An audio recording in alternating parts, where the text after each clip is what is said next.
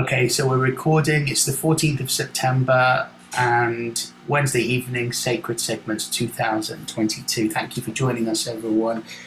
So, we're going to talk about non-violent communication. Greta's going to talk about that subject, and Anna's also going to be talking about her specialist subject, an element of. But before we do that, I'm going to just briefly introduce some concepts to you guys from the book Your Word is Your Wand by Florence Scovel Shinn. The focus of this group is healing and manifestation and the law of attraction. And that covers such a broad thing. But the topic being your words and the words that we speak and the thoughts that we think are very powerful types of magic, if you like. Because we are all manifesting all of the time. Whatever we speak, we create. Whatever we think, we create. For those unfamiliar with this concept, it's not anything new. It's always been the case, but for some reason, it's becoming more mainstream. And to be more aware of our thoughts is something that we can use for our own benefit. So here's the first statement, and I want you to just jump in with whatever comes to you about saying it in another way. So here's the first statement. Hope looks forward. Faith knows that it has already received and acts accordingly. I'll read it one more time. Hope looks forward. Faith knows that it has already received and acts accordingly. So what do you think that means? Anybody? Just jump in. Well, it means as you speak, if you speak those things that you want, they will become. And if you believe, so you just can't just say it. But if you understand it, then it happens more often. Thank you. Anybody else? Yeah, I think it's about living as if. That's the faith part. And it's interesting because I had this question come up with a client today who they want to achieve something, but they have all these fears stopping them from living as if.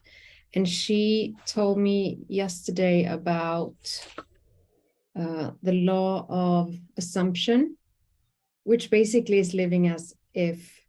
And then I was watching some Joe Dispenza videos, and that's what he's saying as well in his meditation is conditioning the body to a new mind. So in your meditation, you're visualizing as if it's already true, and then you're creating that chemical environment in the body as if it's already true. Yeah. That's what it brings to my mind. Thank you. And just remember, whatever we focus on increases, right? So if we're focusing on, for instance, a problem in our body, say we have a disease and we focus on that, we're going to, by our focus on it, expand that condition within our energy field. So it's better to focus on healing and how to heal a condition, or distract your mind to focus on something else. I'm going to read another thing, unless anybody wants to say anything, then please feel free to interrupt me. Next thing. Yeah, go ahead. Could I say something? Please. I would say instead of focusing on healing, focusing on it as already healed, like there's no necessity for healing, that you already, whatever the issue is gone. Thank you, Anna. Thank you. And you're not focusing on the process of healing. That's a really important distinction that you made, because you're taking the timeline into another quantum realm, right? You're taking it into, it's already done. Yeah, it's the higher timeline. And similarly, prayer, I always say God is a small word for a huge concept, unfathomable. And a lot of people, they get put off by the word God because it doesn't sit right with them. I mean, some people, it resonates, right? Other people want to use the word love, the universe, higher self, whatever it is that you want to believe in, you know, that's not the important part. But whatever it is, the power that controls and manifests this thing that we're in, this universal creation, is kind of like a living, breathing, active mirror of our consciousness. And if we can put our thought power into being already healed, then we can create that reality, because we're putting that into the computer, the cosmic computer, if you like. Next statement. Happiness and health must be earned by absolute control of the emotional nature. I'll read it one more time. Happiness and health must be earned by absolute control of the emotional nature. Any thoughts on this, anybody?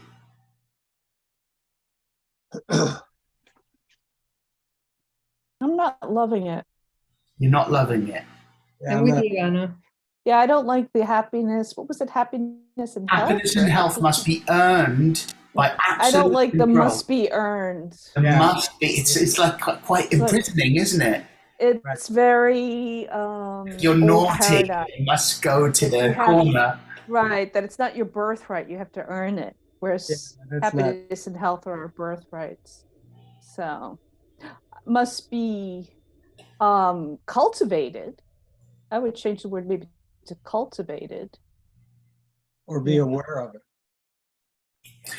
You know what's really interesting when using any kind of speaking? And I'm sure Greta will probably say something similar. Hello, kitty in the corner there, gorgeous cat.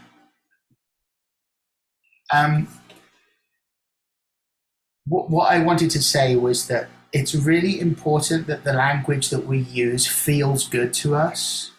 Because if it doesn't feel right or doesn't sit right with us, then we have to change it and make it true for us, you know.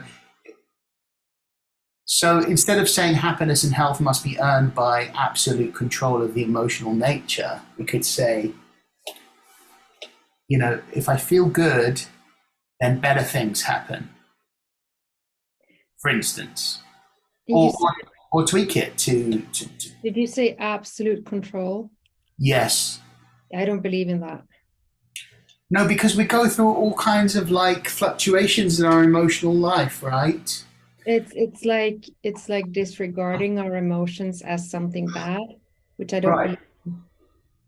I believe there's value in all emotions, and Yes. yeah, obviously, if we can release negative emotional energy, which is my work, we Yeah. can also not be attached to the positive emotions or the negative emotions instead of wallowing in the negative. Yeah, that's really, really helpful. But that absolute, like as if you have to be some kind of perfect human being who has to earn. Right. Yeah, I'm with Anna. It doesn't sit well with me, the wording. Fair enough. Fair enough. I'm going to say one more, and then I'm going to open it up to you guys to tell me something that's going on in your life, just to take a minute and say something that you would like to work on in your life, and then we'll create a statement around empowering you to move into a better feeling and a better thought with it. So, okay, here's the next statement. I'm fearless in letting money go out, knowing God or the universe is my immediate and endless supply. One more time. I'm fearless in letting money go out, knowing God or the universe is my immediate and endless supply. So, how did that feel? What any thoughts come up with that one?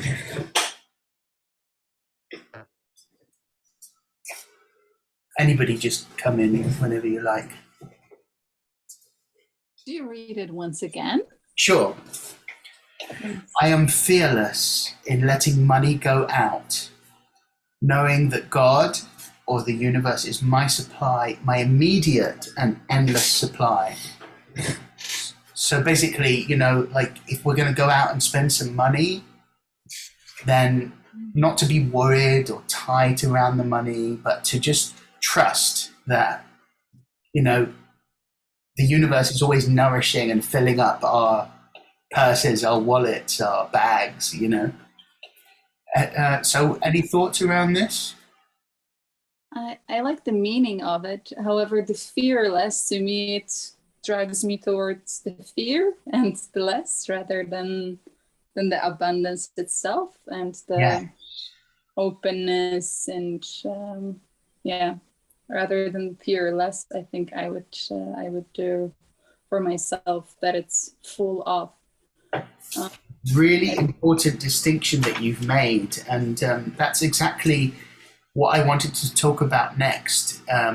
Is I wanted to create a statement for you guys, if you wanted to, around something in your life. And I was thinking about, you know, for me, what do I personally need, and how could I say it in a way that was going to be empowering?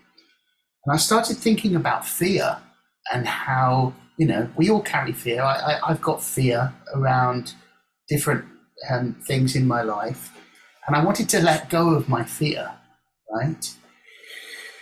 And then I thought, oh no, I'm thinking about fear. I'm focusing on fear, right? So I don't want to focus on fear. So what can I focus on? I can focus on the opposite of fear. What's the opposite of fear? Courage. Courage, and also trust, right? So I created two statements for myself. And the first one was, I now create a life of joyous unfolding where I meet each experience with hope and expectancy. And then I wrote, I release the fear, and I thought, oh, I'm focusing on fear again. Okay, so I need to re-script that, right? And so I wrote, I face the future with calm certainty, knowing that only good awaits me. Yeah. It's trusting that whatever happens, that I'll ride the wave and I'll get through it. You know, and if there is a wave, I will ride it. So I just wanted to give you those statements that I created for myself. But is there a... Go ahead. Could I, regarding the topic of fear, Yes. yes, of course, you don't want to focus on fear, but our fears are not, I don't think our fears should be bypassed. I think that's actually quite dangerous. Our fears can teach us something. And I think in order to truly heal and to truly be able to manifest what we want, we need to understand where the fears come from and address them at their root and clear those. Yeah. Rather than try to just forget about them and push, because what you resist persists, and it's always going to be in your subconscious, sort of, you know, as Bubbling away underneath. creating resistance, whether you're conscious of it or not. So it's not that you want to just push away fear or ignore it. Mm-hmm. I mean, so there's a place for that, of course. There's always a time and place for that. But to truly transform, you need to really get to the root of what those fears are, why you have them, where they come from, and work on them there. That's Tell me, opinion. Anna, sort of condensed, in a very condensed short version, how would one person go about doing that? How would we go about doing that? A condensed version. Yeah, like if you were Work going with to me. I don't know. work with you, yeah. I don't know. It you know, it takes a while.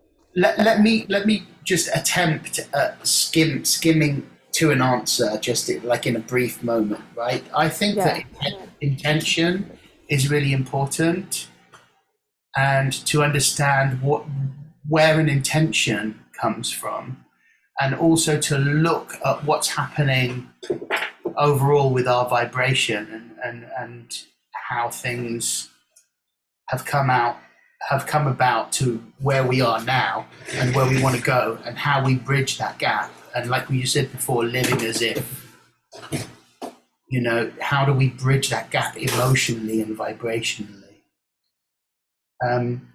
So I'm going to hand it over to you now just for a moment and ask you to, you know, whoever wants to bring an issue to the group and just talk about it for a minute in a way that you want to create something better in your life, right? I'm just going to let DJ in, who's about to join us in the group.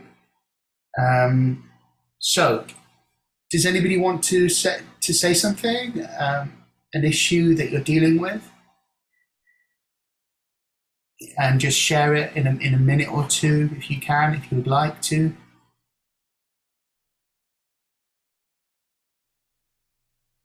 If not, then I could welcome DJ that's joined us. Hi.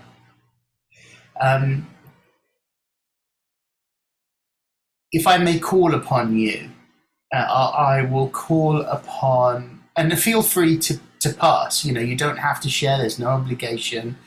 I'm going to call upon you, Daniel, if that's okay.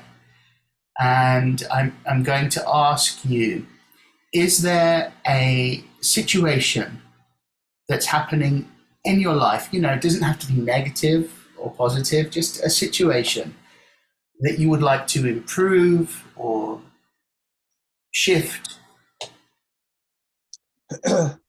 Well, I did. And then we got involved with Greta. And things have really shifted. And so everything is looking very, very good now. Wonderful. So that's why I didn't raise my hand. Is like, what do I got to complain about, you know? And that's a good place to be. That's great. That's Right. And I think it really, what you were saying before is keeping that focus on what the end goal is. Because Yeah. I believe the whole everything that is has a plan to go toward the greatest good and the greatest awareness and the greatest experience. So that way it's love and peace, and it's a good outlook.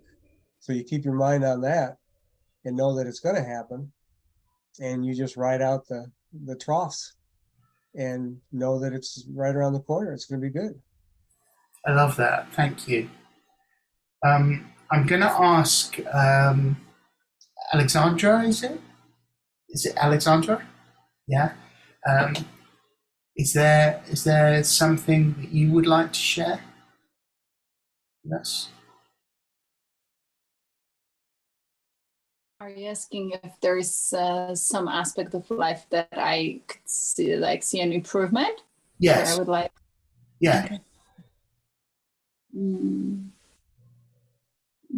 It's my intention for today was the quality of conversation with my partner when we have a different point of view. Yeah. Oh, I love that. I love that. That's so important.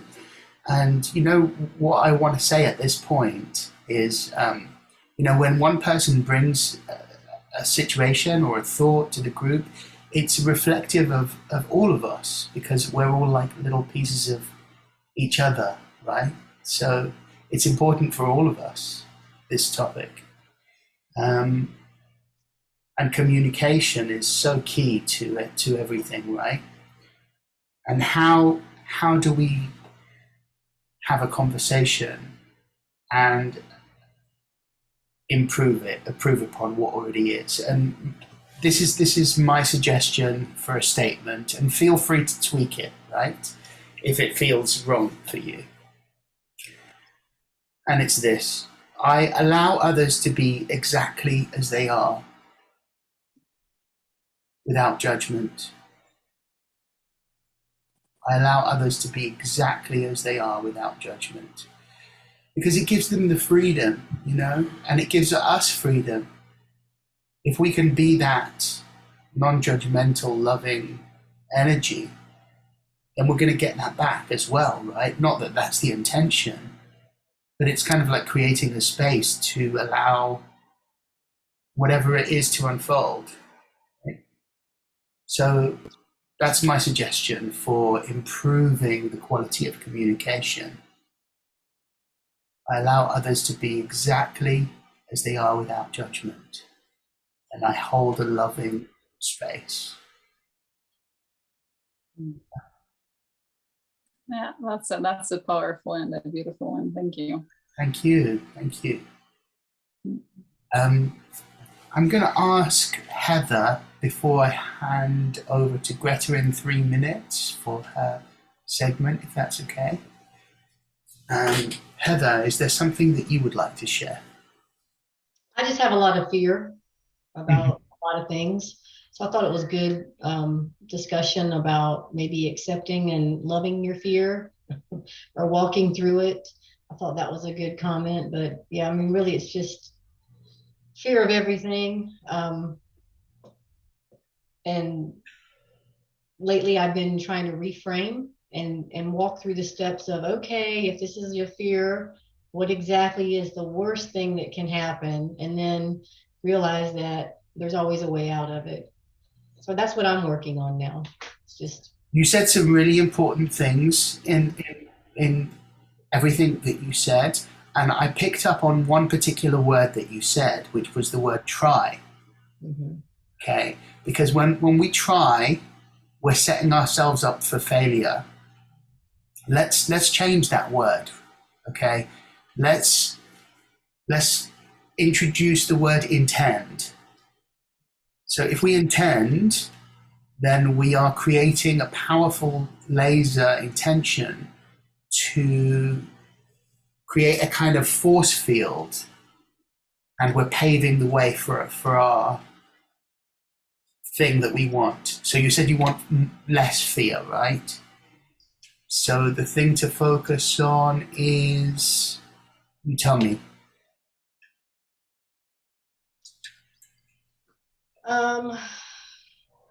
I wrote down trust, accept, and embrace. Those were some of the words we used earlier, which I thought were really good. It's beautiful. So how about embrace? Let's use that one. It's beautiful. So I embrace each moment in its perfect unfoldment. Yes. I embrace each moment in its perfect unfoldment. I release all that no longer serves me. And I step into pure freedom and joy. There's 3 affirmations there, you know. But get yourself into a practice of shifting the thought and the feeling so that you can step into this new feeling. If it feels uncomfortable, just move your focus a little bit into something away from what it is that's terrifying you. I want to share something quickly with you, which is back to the lady that I was talking about that wrote the book in 1920s. She makes this statement where she talks about walking up to the lions on your pathway. And then and then as you approach them, you realize that the lion is a friendly Airedale Terrier. That's the kind of dog I have, an Airedale Terrier. Oh, really? Really? That's funny. It is funny because we're terrified of this lion, and then we get close. Oh, it's just an Airedale Terrier, and it's, you know, it's happy to see us, and it's fine. It's cute. It's lovely.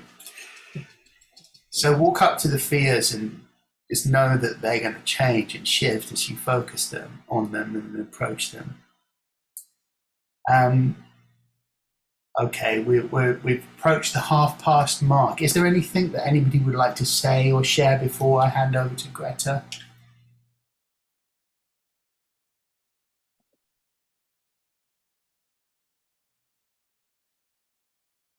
Feel free, this is a space for you to say whatever it is that you would like. I have an affirmation to share. Please do. I happily receive and accept all the gifts that are given to me in the moment. Please say that again. I happily receive and accept all the gifts that are given to me in the moment. Love that. And the last words were what? In the moment. In the moment. Okay, good. Mm. Greta, somebody paid me a compliment the other day, and instead of going, oh, no, thank you, whatever it was, I used your, yes. What? Please tell us what it is. Well, first of all, it's saying thank you and smiling. Yeah. And then on top of that, Sophia actually taught me to follow up with, it's true. It's true. Yeah, because you're really then acknowledging what the other person is saying. And I think that's such a nice thing, as opposed to saying, no, you're wrong, kind of. But if you say thank you and then say it's true, then you're really taking it in. Beautiful. Beautiful. Yeah. Thank you. Well, Greta, the floor is yours. Thank you for that little pearl, that gem, that jewel of wisdom. All right. I am so excited to see you all and to share with you some wisdom from one of my all-time favorite books. And first of all, I would make the request of something that would make my life more wonderful right now. And that is, if you're not speaking, please mute yourself. So Daniel, if you could, that will actually make everyone's experience more wonderful. Thank you.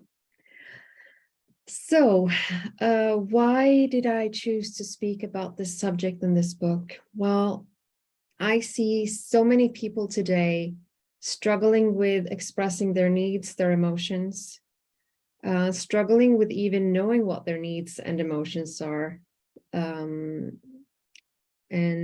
when you don't even know your needs and emotions, you might not even know your wants.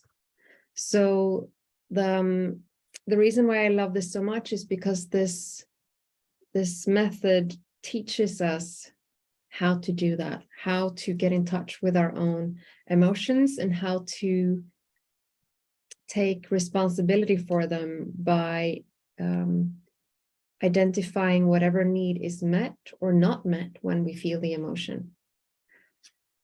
So I want to, if you haven't read the book Nonviolent Communication yet, then I really recommend that you read it. And I love the Audible version of the book because the author reads it himself and he reads it in such a soft and friendly way that you just feel like you're in a hug the whole time while you're listening to it. So he will say things like, now I would like to share with you, and then he introduces some other subject. So it's like you're always invited, and he's so soft-spoken, and the way he uses his words is just so beautiful. And I've always read books since I was a kid. I was the loner who sat alone in her room reading books all my childhood. And so I really appreciate when a good book has a good message, but also is written in such a way that it's just an experience just reading it. And to me, this book is that. So the purpose of nonviolent communication is to help us connect with ourselves and others in a way that makes compassionate giving natural. And I put 3 things in the chat, by the way. I put my worksheet for practicing nonviolent communication in your everyday life. I put my semi-beautiful mind map that's actually inspired by Levi, because he makes mind maps when he reads books, and he told me that, and I was like, that's really smart. So I made it easy for myself. I just sketched one out in my notebook, and I decided it was good enough, which is being a recovering perfectionist. I'm really proud of not having put that in my computer or anything in a pretty way, because it's actually good enough. So when we make compassionate giving natural, we do something for ourselves or others with the sole intention to enrich life, to contribute to enrich life. And I feel like that's such a wonderful intention. If you can go into a moment asking the question, how can I make this moment even better? How can I enrich life? What can I do right now to enrich life? So when the motivation for an action or something you say is to enrich life, as opposed to working from reward and punishment, it's a completely elevated way of being, in my opinion. He goes on to describe the language of life. And it's just so beautiful how he says it, the language of life, what's going on inside us. And what's going on inside us is we have needs and we have emotions. That's what's going on inside us. That's what he means by what's going on inside you. And he asked the question, what would make life more wonderful for ourselves and others? And I just love that question, because again, someone taught me recently they would ask me, hey, Greta, what do you need? And I would have to stop and close my eyes and really feel into it, because I wasn't in touch with it. And it can be, you know, the smallest things like, actually, I want to sit down for a while, or gee, it would be great with a hug, or how about a nice cup of tea? But when you elevate the need to what would make your life more wonderful, it's just a whole different ball game of fun, and of when you ask someone that, like, hey, how can I make your life more wonderful today? That just makes you smile, and you're like, wow, this person wants to make my life more wonderful. So I do that for me. I ask myself that. One day I was in Oslo and I was like, what would make my life more wonderful right now? Oh, I know, I want to go to that place. I'm going to take myself there for lunch because I love that food. So I had this fun game with myself. And I do this all the time with my husband as well. Asking, how can I make your life more wonderful right now? And he does the same. And especially in the mornings too, if we're about to leave, or one of us are about to leave, and the other person has free time, we'll go to each other and we'll say, hey, is there anything you need from me right now? Can I make your morning more easy right now? And then whatever it is, we just do it. Like this morning, he said, I need a shake and some water. And he was about to leave for work. So I went and I made him a shake and water and a lunch, because, you know, it's nice. Hi, Joe. Welcome. Hello, everyone. Sorry I'm late. No problem. It's good to see you. And I've just gotten started with my presentation, and it's being recorded. So you will be able to catch the beginning if you want to. All right. So then we've covered the purpose of nonviolent communication. It's to help us connect with others and ourselves in a way that makes compassionate giving natural. And it's to help us act from the intention of doing something for ourselves or others with the sole intention to enrich life. And also that the language of life is our needs and our emotions. So nonviolent communication then is strategies to resolve conflict in a way that everyone's needs are met.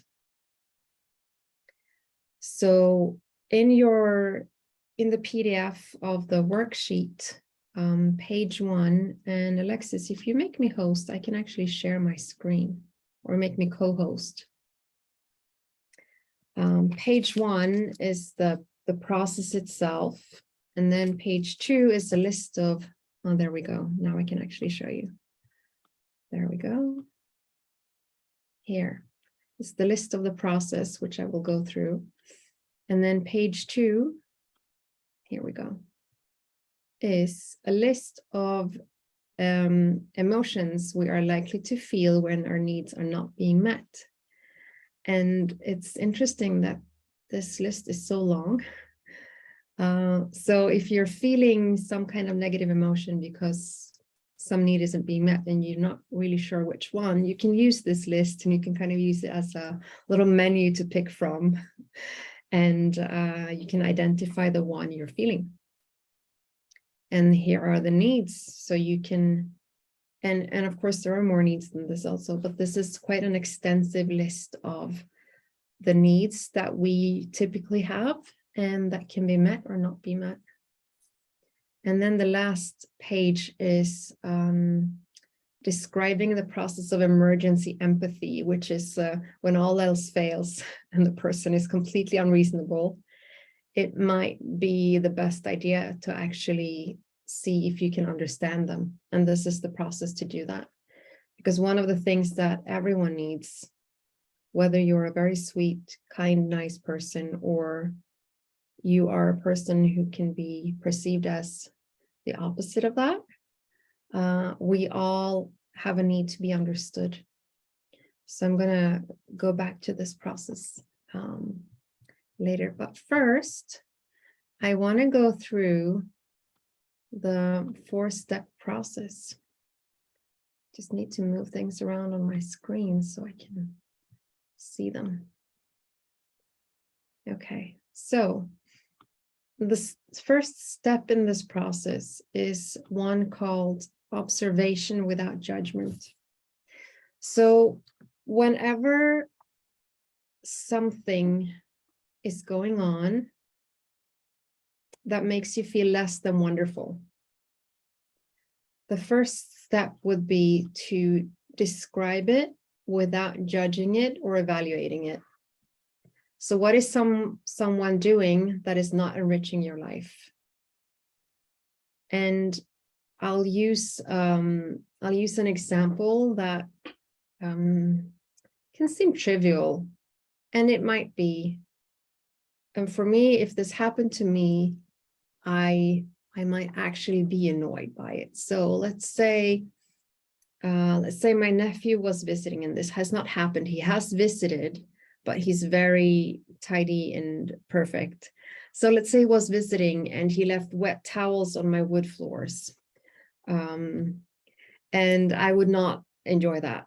So if I were to describe this observation without judgment, I would say, hey, I noticed yesterday that you left 3 wet towels on the floor. That's the whole observation.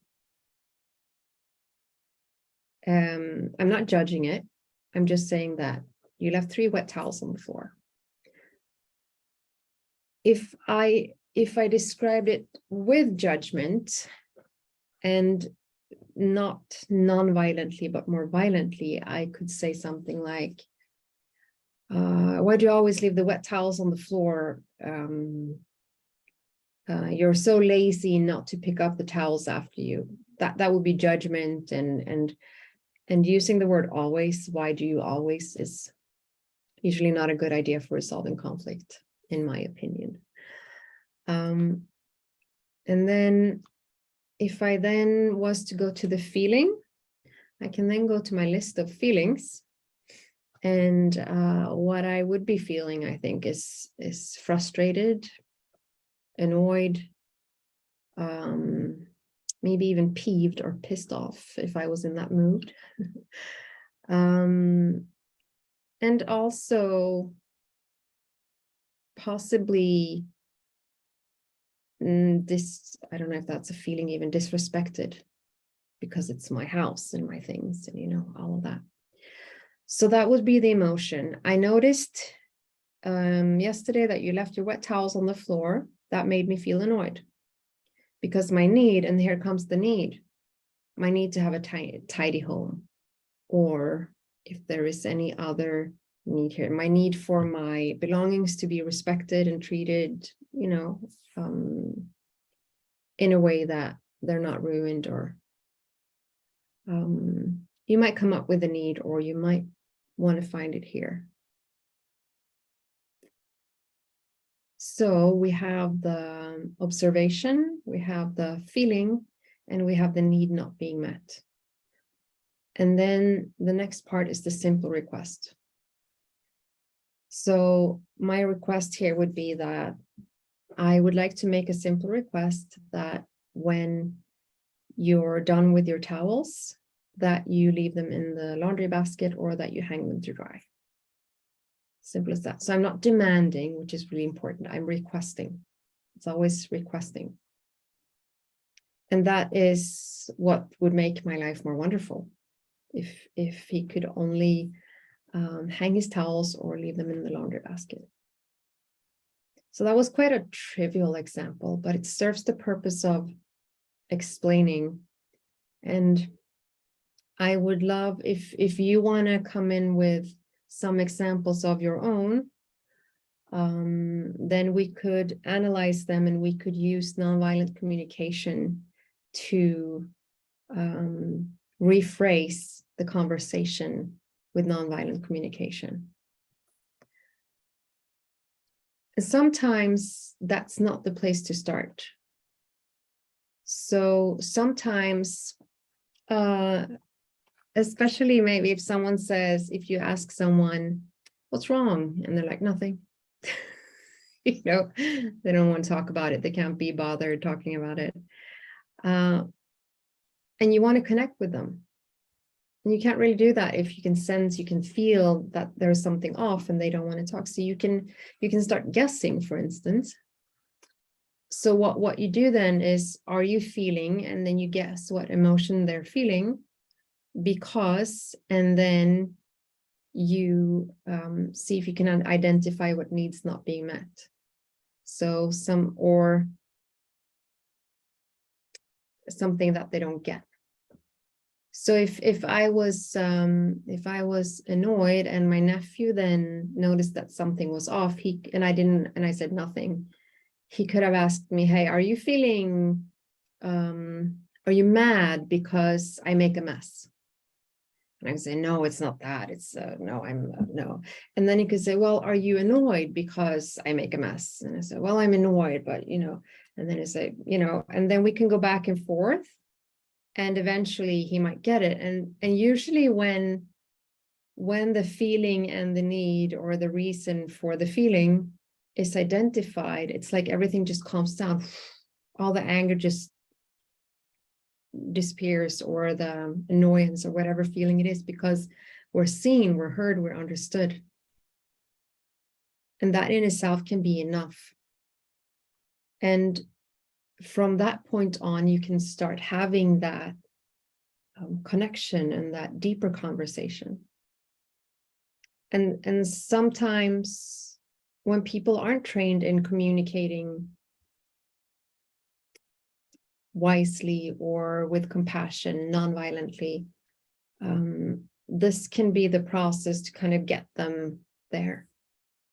Also, if the situation has escalated and it's kind of beyond starting with the non-violent stuff, then this emergency empathy can be your best shot.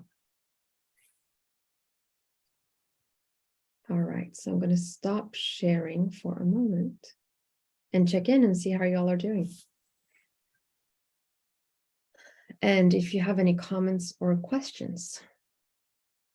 And Daniel is back. Thank you for coming back, Daniel. I was missing you there for a moment.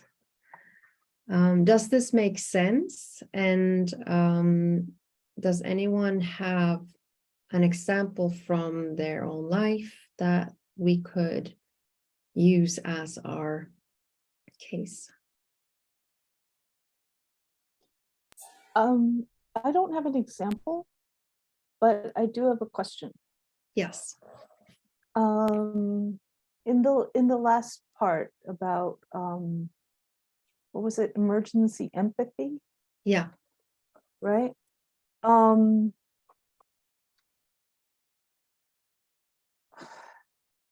do I want to phrase this? If you're dealing with somebody who's in the grips of an emotion, of an emotional response, reaction, they're in reactive mode, and you ask them those questions, isn't there a risk that they might tell you to go fuck off, if I may say, like leave me alone?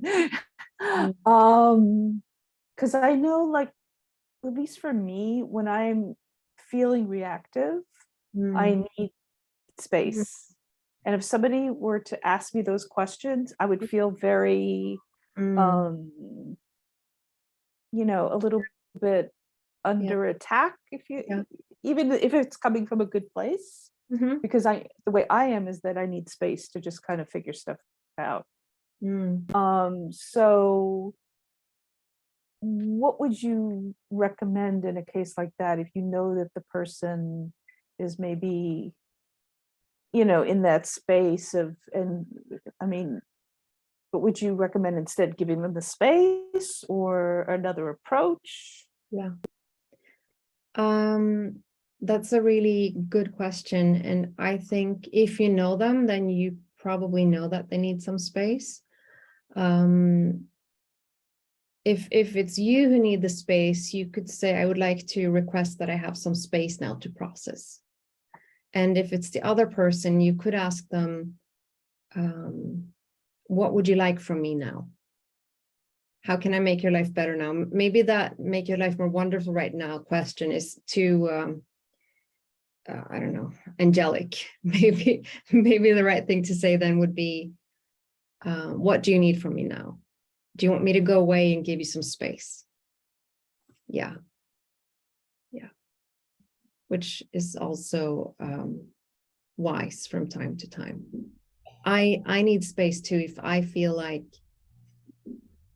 I notice with my husband a couple times we've had some kind of conversation and then he says something that kind of kills all my energy, and that's when I need the space. I need the space so that it can climb back up. I know that he didn't intentionally do something to do that, and he even one time when it happened he was like, oh, I saw what just happened now. I didn't mean for that to happen. And I said, I know. I just need a little bit of space right now. And then I felt into my body and I thought, now I need to lie on the couch for a bit. So I did. And he was sitting there with my head on his lap, stroking my hair. And then at that time we were juicing quite a lot. So I said, I need some fresh apple juice with ginger. He went and he got me that.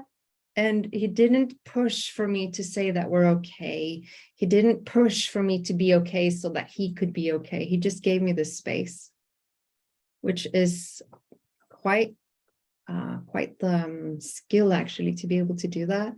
I remember I did something similar once. I don't remember what it was, but I did something to kind of lower his energy level significantly.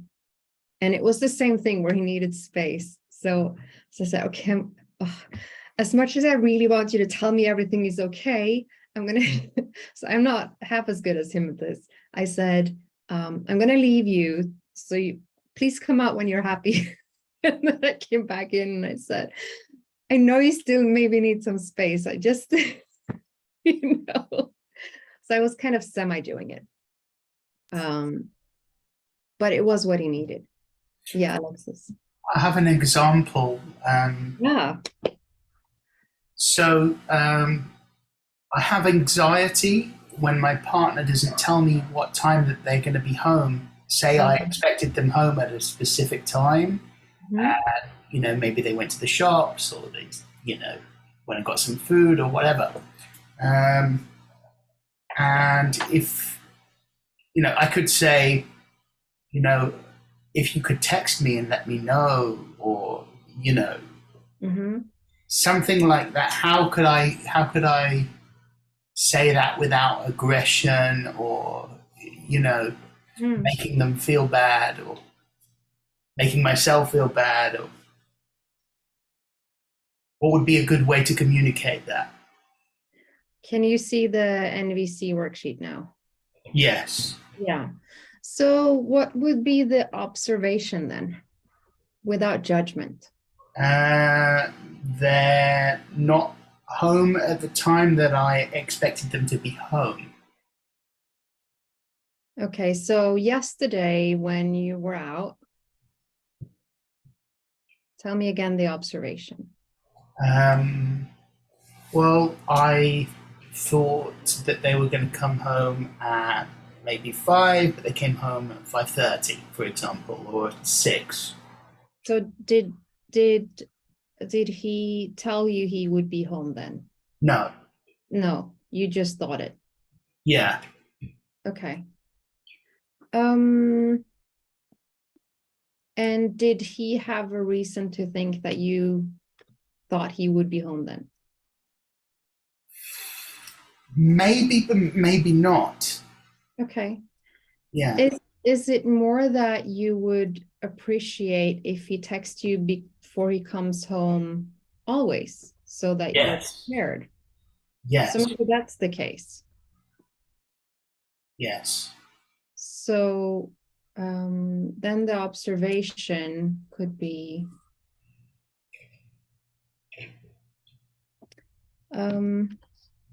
Yesterday when you came home, I felt, what did you feel? Anxious, annoyed. Um, like in the beginning, I was like missing them, and I was like looking forward to them coming home, and like having a cup of coffee together, or and then it was like past the time that I thought that they were going to be home, and then I started being angry that there's no communication, and my expectation was shattered, or and that's probably my responsibility for not communicating, or I don't know. It's 50-50. So the observation then is yesterday you came home later than I expected. So I felt annoyed, anxious, and angry because, and what was your need that wasn't being met? Communication. Okay. Your need for communication wasn't being met. Right. Also, maybe your need for prediction, for knowing what was going to happen. Yes. Yeah. Okay, so that's simple. We have an observation without judgment. You came home later than I expected. I felt annoyed, angry, anxious because my need for predictability and communication wasn't being met. Yes. So what would be your simple request? Please communicate with me. That I would love for it to be more precise. Okay. If you are going to be home later than expected, please can you let me know? Can you be even more precise? And start with, can I make a simple request that? Okay. So can I make a simple request that you let me know what time you're going to be home? Okay, and how would you like him to let you know? To tell me either Text, call? either by text or by phone call or before leaving. Okay. I would like to make a simple request that you tell me by text or phone or before you go when you will be home. Yeah. Okay. That makes sense. Thank you. Yeah. Does anyone have any suggestions for how, if there is anything we can do to improve it?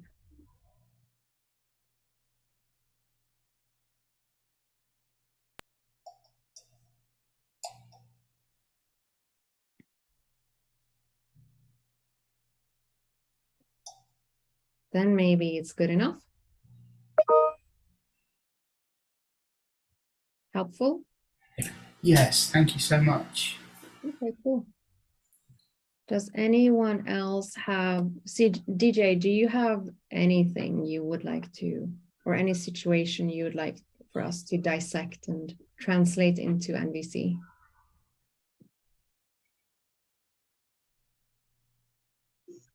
Well, it's like similar to what Alexa was saying, about communication.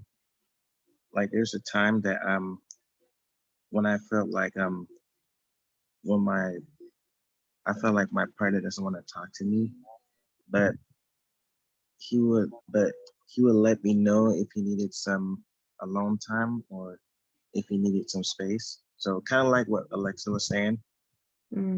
Like if you needed some alone time, just let me know. So that I don't feel like I've done something wrong. You get what I'm saying? Yeah. Yeah. Yeah. Something like that. Yeah. Okay. So you're making a request that they ask for a long time if they want it. Yeah. Yeah. Another thing that's important to point out is to make the request really simple and clear, so that when you said communication, Alexis, that can mean so many things. Yes. Worst case, it can mean telepathy. you know, well, I sent you the thought.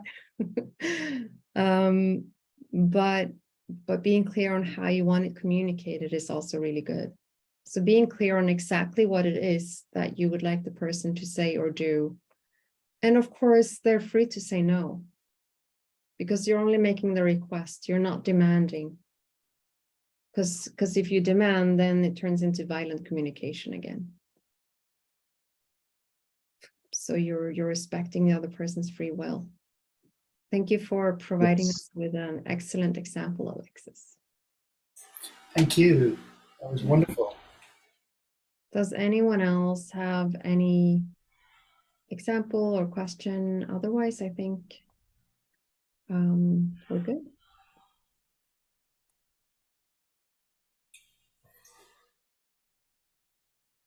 If we have time, we could do some emotion code to release whatever is blocking us from having clear and loving communication. I would love that. I think that would be great. Do you want to do that now or after Anna's segment?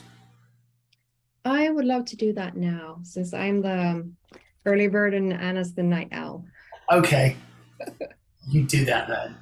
Okay, so then I would like to ask for everyone's permission to connect to your energy so you can be part of the group for this group healing.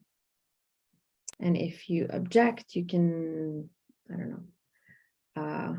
Is everyone okay with it? If not, raise your hand. Yeah, I'm getting thumbs up, so that's great.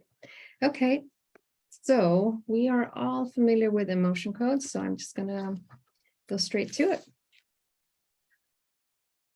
My name is Greta, my name is the group. Okay, so do we have a trapped emotion that we can release that will help all of us have clear, loving communication? Yes. Inherited. Shame. Inherited shame.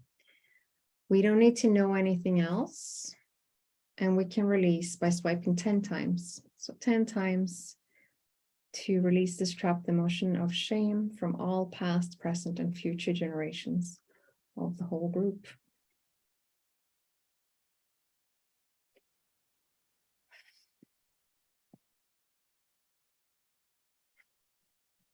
That's some big work starting out as the first emotion, an inherited emotion for the whole group. Was it released from everyone? Yes. Disgust. So just acknowledge whatever is coming up for you that this emotion can be related to. And let's release it. 3 swipes to release this trapped emotion of disgust. Was it released? Yes. Is there more? Yes. Anger.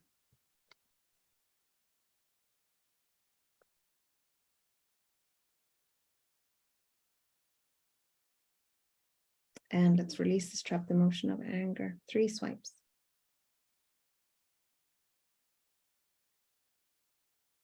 Was it released? Yes. Anything else? Yes. Anger again.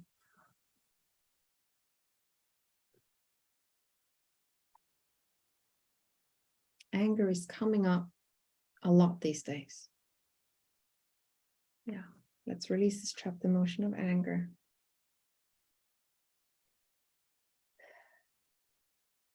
Good. Was it released? Yes. Okay. Fear of rejection. Yeah. Fear and rejection. Yeah. Okay.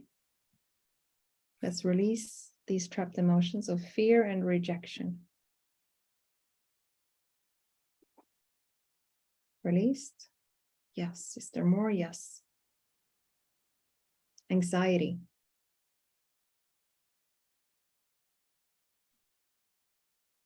Let's release this trapped emotion of anxiety. Is it released? Yes. Good. More? Yes. resentment.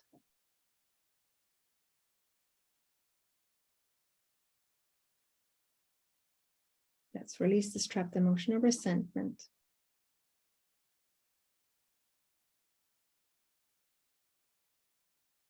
Good. Was it released? Yes.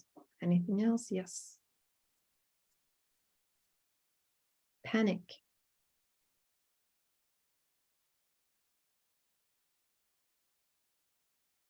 Let's release this trapped emotion of panic.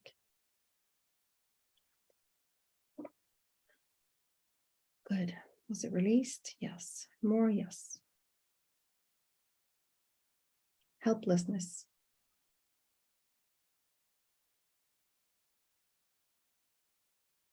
Let's release this trapped emotion of helplessness. Was it released?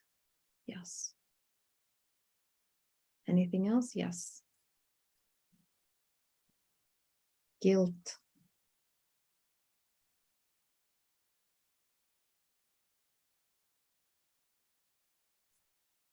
Let's release this trapped emotion of guilt. Was it released? Yes. Is there anything else to release for this? No. Good. Thank you.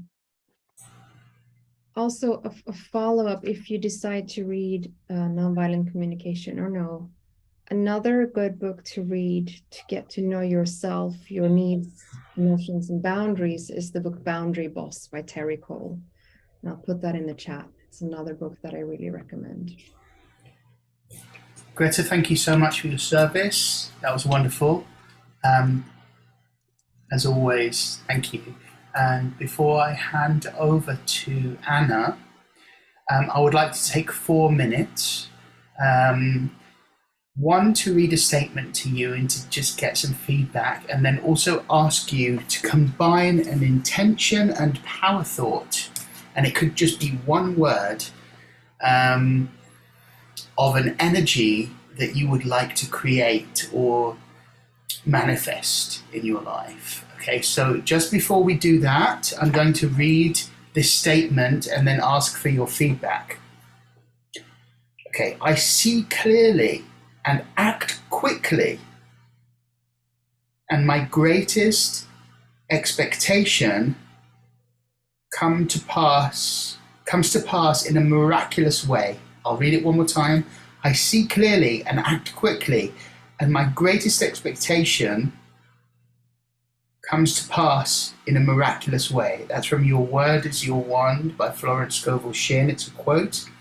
I see clearly and act quickly, and my greatest expectations come to pass in a miraculous way. So, any thoughts on that statement before I ask for your intentions? Negative, positive, or otherwise. Just jump in if you want to. Well, this one I like. You like this one? I do. I receive Abraham Hicks quotes in my email daily, and a while ago there was one about how important it is to take action and make choices, and not have analysis paralysis, I guess. And I've noticed that I used to have analysis paralysis because I used to be a perfectionist. So I used to need to have all the information before making a decision. Yes. And whether that is buying a thing or booking a hotel or whatever it is, it's exhausting. Well, this reminds me of something that Louise Hay talks about, which is to do a short meditation before you make any kind of decision. And that could be as simple as just taking a moment to breathe, connect with your heart, and notice whether something feels right for you before you do it. Yeah. Be that quick and that simple. I've also set the intention now that whatever I want will come to me instead of me searching for it. And that is also very, because then I can just get the first thing that comes up and I don't have to do any research. And that it's is- powerful and it works. It Yeah. really works. Yeah, yeah, it does. Thank you, Greta, because we all need that tip. Okay, so for your intention, before I pass over to Anna, I'll start and then I'll hand over to you. So I intend to have great clarity and to listen within. And I'm going to pass that to Daniel. Your intention, and feel free to pass if you don't want to. So say that one more time. My intention is to have great clarity and listen within. What's your intention that you would like to take into the future? Well, that's a good one right there. It's amazing what Greta said too, is when you desire something or you intend for something, and then you back off and observe until it comes. And a very, very amazing thing happened just today, is that I've had several sessions with Greta, and on Tuesday, I canceled the one for today because everything worked out fine. Everything's been great. And so I said, I'm just going to ride on this one. And then after that, I was going, one thing I miss about canceling is I enjoy Greta. So it'd be nice to be able to see her in another setting other than a counseling thing, just to be able to communicate that way. And then all of a sudden, Aida, my girlfriend, gives me this text and said, Greta's going to be on this conference. And so I go, there you go. So that's where it's like, I've learned that you don't have to force the issue. Correct. There's something called the infinite organizing power of the universe. And when you release it, it just happens. The universe organizes the details, so don't stress, release it. And in the silence, magic happens. That's right. And that makes life much easier to intend with. So you're not worried about what's going to happen. You make your intentions and you relax and sit back. Yes. Patience is a real a key there. Only act when you get the feeling to act, and then you act because right? Right. Thank you, Daniel. I have to push on because of time.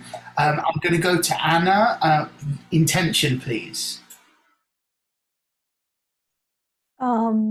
My intention is to prioritize more my needs and practice self-care, and to make my needs as important as tending to the needs of others. Ooh, because I can't pour from an empty cup. Thank you, Anna. Beautiful. Okay, Levi.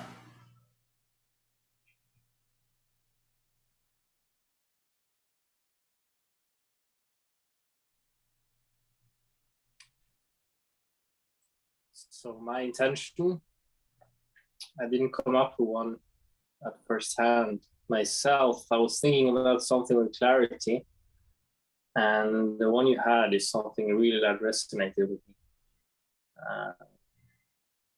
So with deep clarity too. And I would like to add to it. So I intend with clarity to listen within and allow and accept whatever unfolds because I'm ready.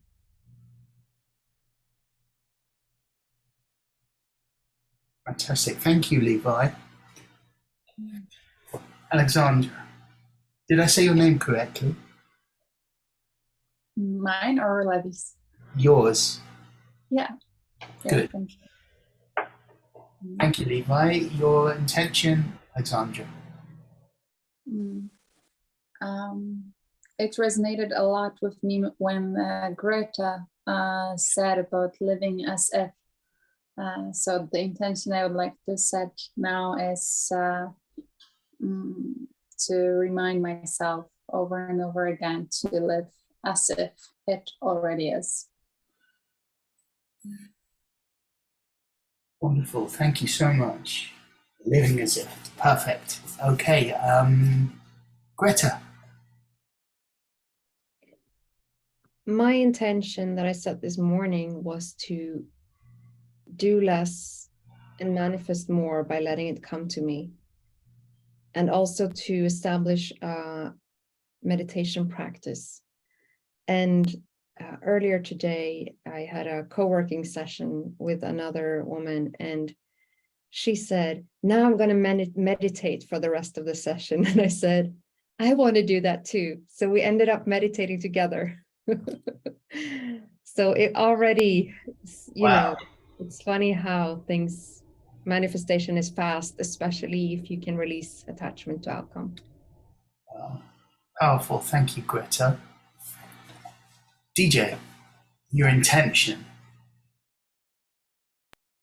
My intention that comes to mind is that is to holding on with your courage.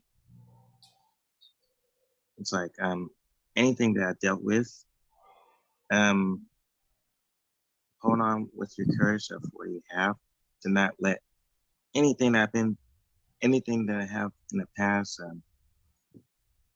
just hold on to it and then just move forward. So I'm holding on with my courage.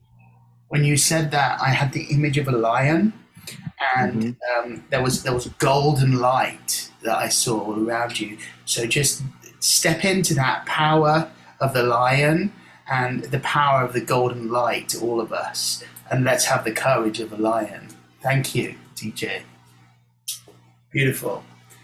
Joe, nice to meet you. Hello. Hi. I'm not at home at the moment, so hopefully the music isn't too loud. I'll be brief, which is unusual for me. I set the intention to be comfortable in the silence. That is something that is not very easy for me, hasn't been easy for me historically, but I've been working with Greta a lot recently, so thank you. And I'm working incredibly hard to release attachment to outcome and to let things come. I've never been a control freak per se, but I work at a fast-paced environment, live in a big city, and trying to be still and slow down is something I'm working really hard at the moment. So that comfort in the silence, I think is where I'd like to head to. I'm going to just reframe that for you. Yes. In words of power that you will be able to connect with. Right. I am releasing scrap that. I am releasing into ease. Rather than working really hard, I am releasing with ease and stepping into a powerful flow of trust. I'm releasing with ease rather than working really hard, because you don't want to struggle with the river, you want to flow with it. That's beautiful. That's really, really lovely. I got goosebumps. Yeah. Thank you. Thank you, Joe. Appreciate it. Thank you. So I'm going to hand it over to Anna. Before I do, please, if you haven't already, please give Greta your email if you want to be part of Sacred Segments. Next week, we're going to have a very powerful shamanic worker that's going to, in 2 weeks. Similar but different to the work that Anna does, a different kind of shamanism, and Anna's going to be obviously working with other shamanic principles as well. So please feel free to join us in the future. Great to meet you all. Anna, over to you.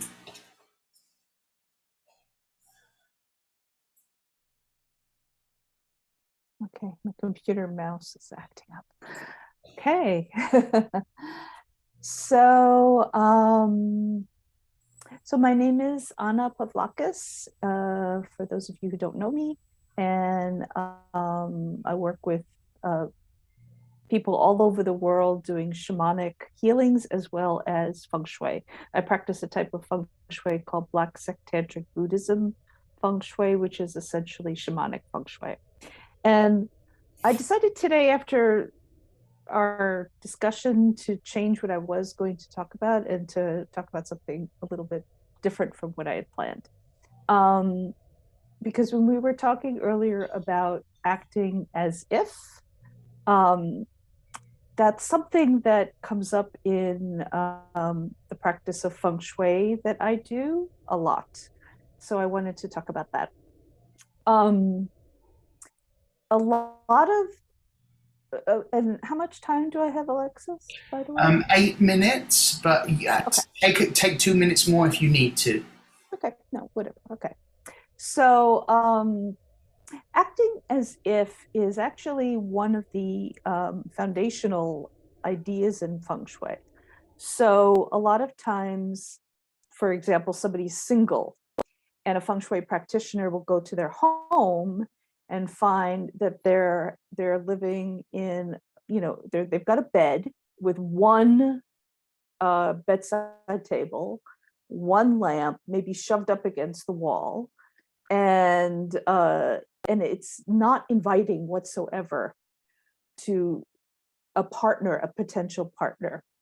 So acting as if, right, a feng shui practitioner would say, okay, bring the bed away from the wall, get 2 matching nightstands, and make it inviting for your partner. Whether, you know, make it so that the partner already has a place to sleep and will be comfortable and not have to climb, you know, into the corner to get into bed.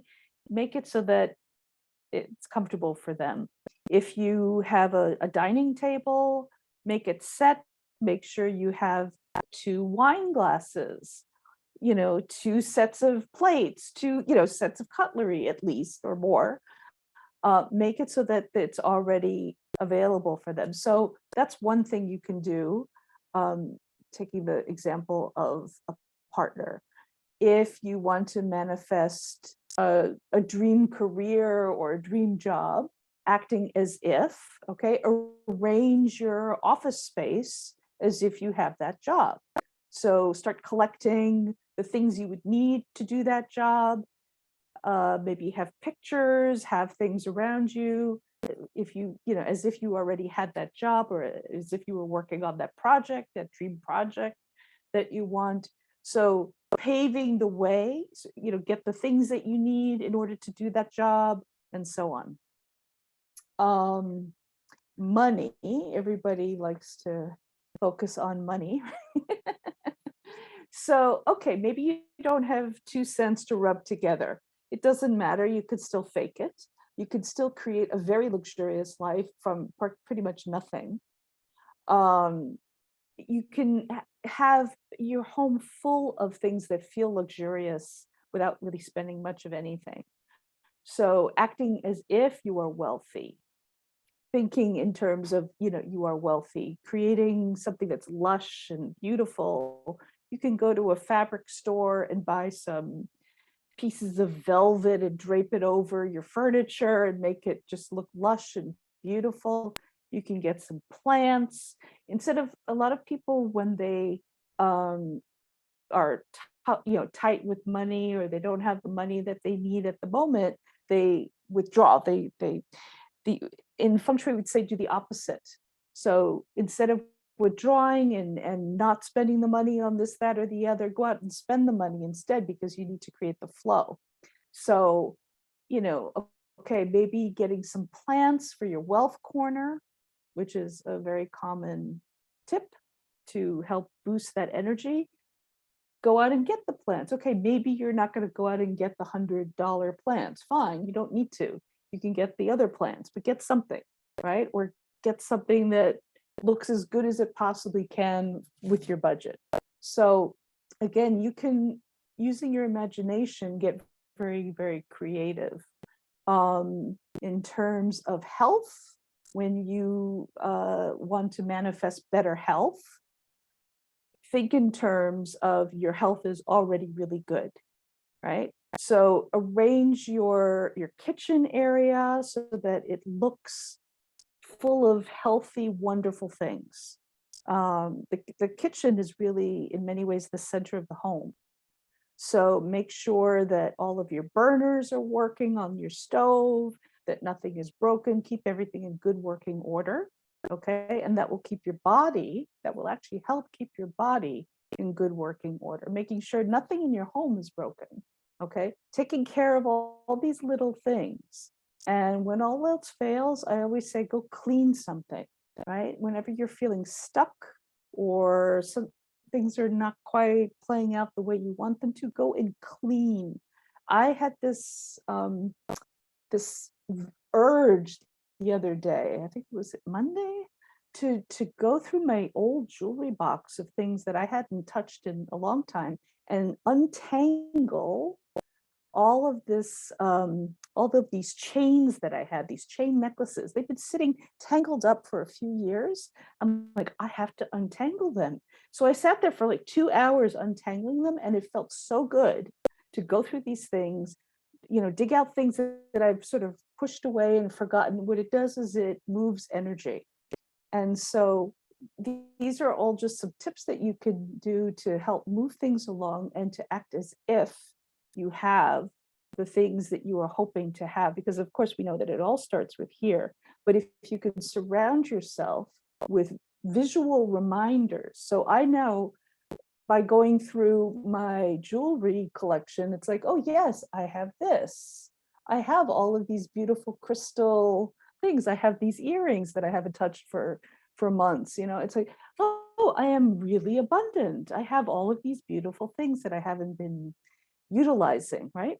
So it's just a way to move energy and to maybe reframe things in the mind, that things are not stuck, that things are not frozen, that things are moving forward and are growing and blooming and blossoming all the time.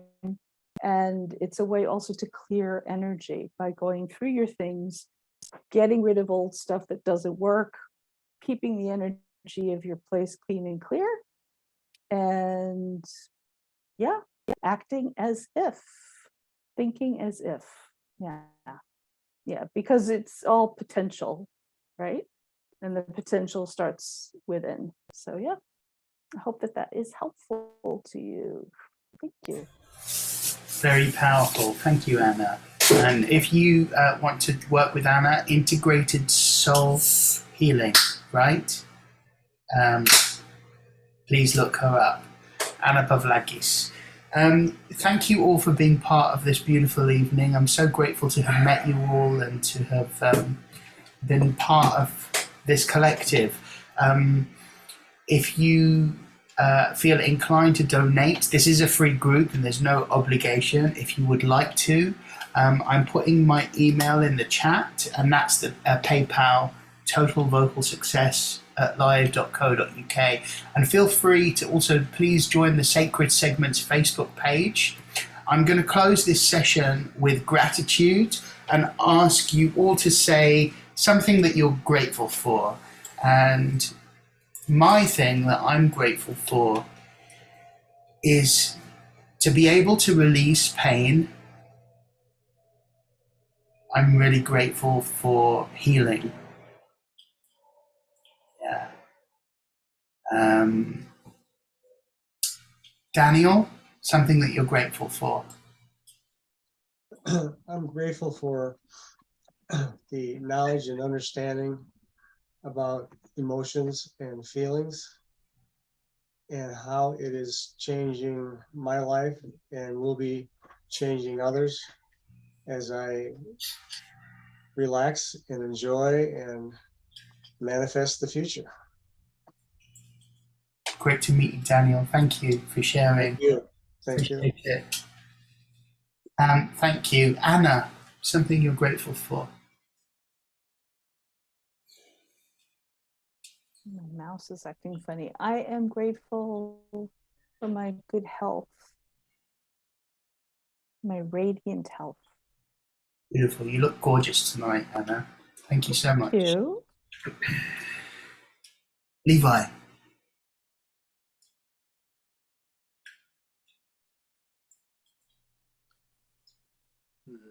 I am grateful for this evening and this beautiful moment, and inspiring and uplifting and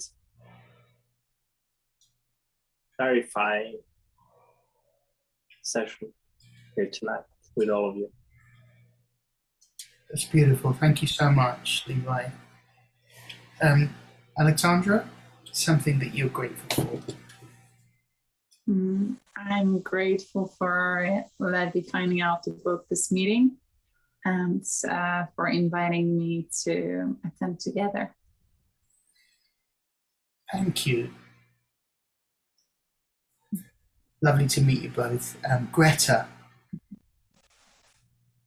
Today, I'm grateful for Bruce Lipton, and the lady who introduced me to him, because he introduced me to Psyche, energy psychology, which has changed my life completely. And I'm going to go to Copenhagen this weekend to see him. Oh, that's exciting. Wow. Well, I wish you a great trip. Thank you so much for being here this evening and for everything that you've shared with us. Appreciate you always. Thank you, Greta. Likewise. DJ. Well, I'm grateful. Well, first, I'm grateful this being with you guys today. And I'm just grateful that I have a clear mind.